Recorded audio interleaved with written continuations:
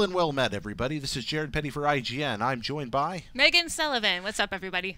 And Megan, we're here looking at Xenoblade Chronicles X. Yes, we are. Yeah, sci-fi fantasy action RPG.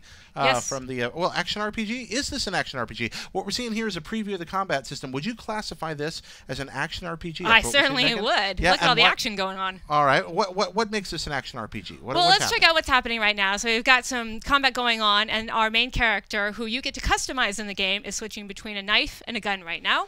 Okay, so and they're actually highlighting right now the talent arts that you can do, which is very much like the original Xenoblade Chronicles. Right, there are 4 different talent arts classifications based on color, right? Yes, yes, there are. And so there's a return of that, which is pretty exciting. So we got to see that. Now it's focusing in on the arts specifically. So you'll see it pop up here. So you've got like sword arts, you've got gun arts, you've got armor.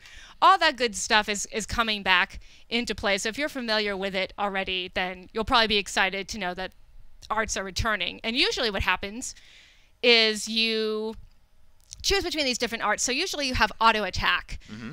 And then these arts will pop up, and there's special attacks that you can push a button and your character will do something pretty cool.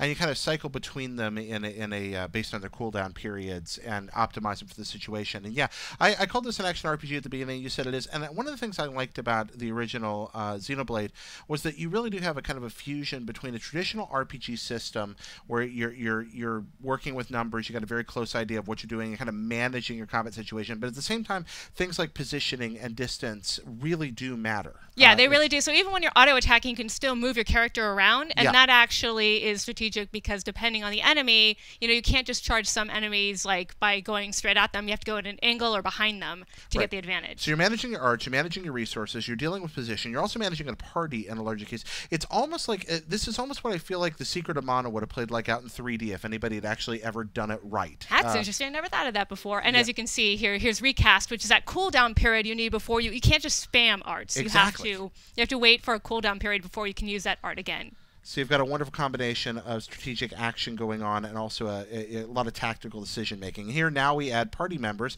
and things get a little more complicated. What are we seeing here, Megan? So we're seeing what's called soul voice, and if I'm understanding this correctly, basically these are arts that you can do in conjunction with your other players or your other people in your party, and it has an advantage. So you'll hit enemies maybe a little harder or within a chain.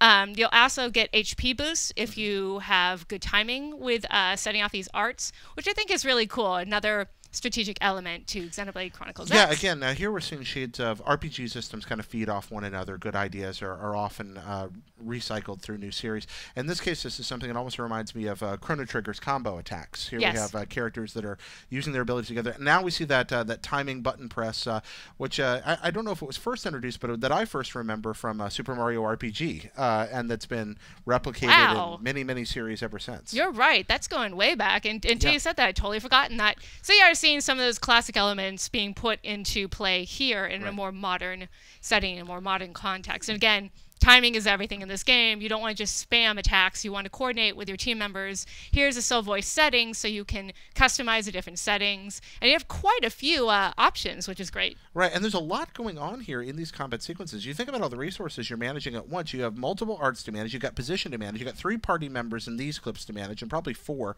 later on, I'm guessing. You've got the timing elements, and you've got the cooldown periods. There is a lot going on, and that's all.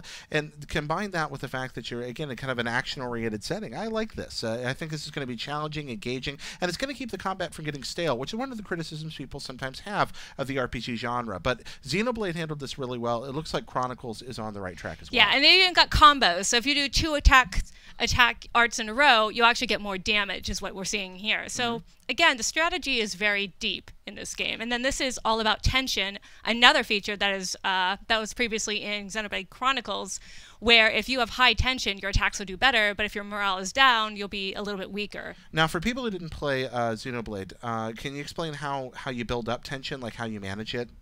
I honestly don't remember off the top of my head. Oh, okay. But it has to do with auto-attacking. Yeah, so okay.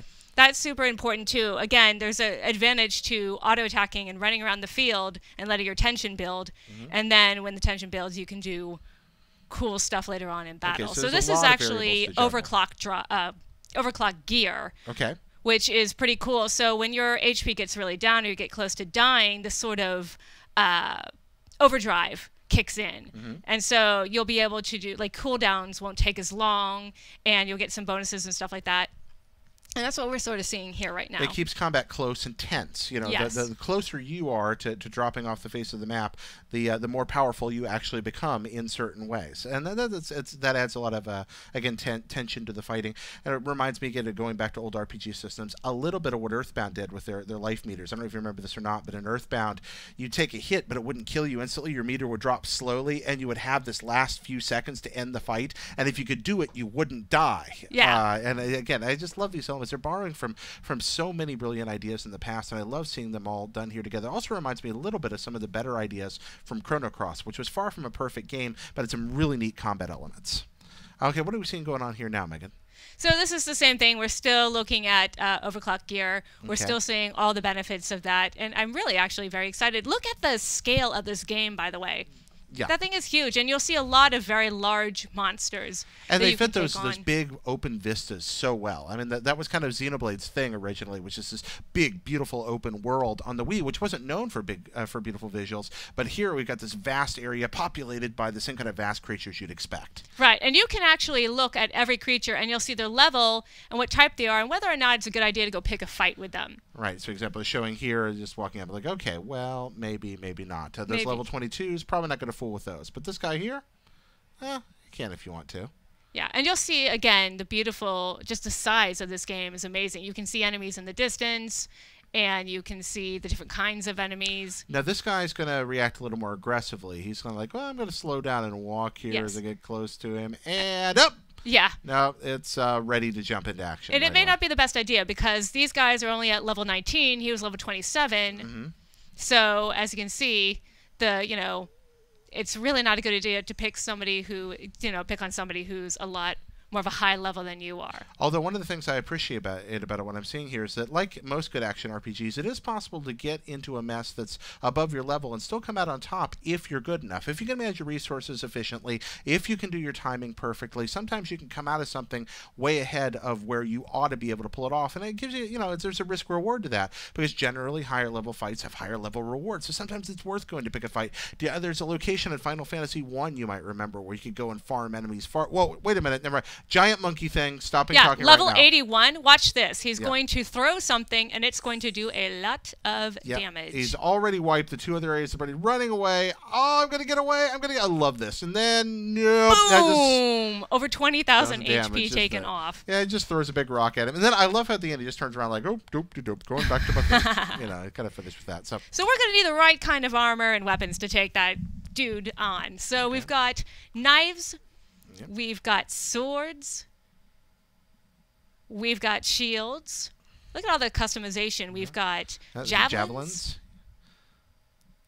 And of course, you've got sort of all sorts of rifles and guns and everything, Yep. of course. Yeah, I love that they just call the big ones guns. Yeah. Those Oh, these are Japanese. launchers, Yeah, there's so that's launchers here. cool. Yep. And then, of course, you've got armor, which you can also customize. So you've got helmets. Yep. You've got sort of your upper body and your shoulders and everything. You can even do arm guards. That's pretty cool. And mix and match to customize these the way you want them. Absolutely. You've got, of course, the lower half of the body. So here they're showing off some of the different configurations you can put together. So the Xenoblade character models are a little weird. That's been one of the chief They're criticisms not my I've favorite. seen in Oh, the game. return of bathing suits. there we- Return so of bathing suits. I've Bathing gotta- suits confirmed. Yes, because there. that's important, because in Xenoblade Chronicles, bathing suits were like really strong armor for whatever reason. So I saw that and I just started laughing. So I was like, what? All Powerful right. bathing suit armor returns. Yes, and shops in this game can level up, new shops can open, and new products can be developed, as you can see. Right. So this shows new things happening constantly as you level up. So it looks, and then we look here at the class change tree, and here we're seeing some of the different branching paths for classes. And this, of all the things we've seen in this preview so far, is one of the things I'm most interested in. I'm wondering, does this function like a tiered class system in an MMO where we have three main branches, or are we looking at a sort of more of a Final Fantasy V type job system, where we're going to be? Do you understand this, Megan? I'm curious about that. What are your thoughts? It looks like if you go through one branch, you can possibly unlock different classes. So I think that one says Samurai Gun. Yeah, Samurai It's Gun. Samurai Sword. So I guess you open up different Samurai Either gun different and general weapons sword, or different classes. I'm not totally sure. Different pathways there Yeah. that you can develop your character. Yeah. Also, we just found a way to mention Samurai Gun, one of the great 4-player party games you get to play. Yes. Check it out, kids, if you ever get a chance. Yeah. All right, moving back to this. So we're headed toward the end of things here. I think we've seen a fair bit. But, Megan, anything else you want to say before we log off? Oh, wait. One final there is reveal. one final awesome thing that we get to see. We finally get to see who the big enemy is in this game. That's right. Big explosion. And It's a return of the Mechon! Well, maybe.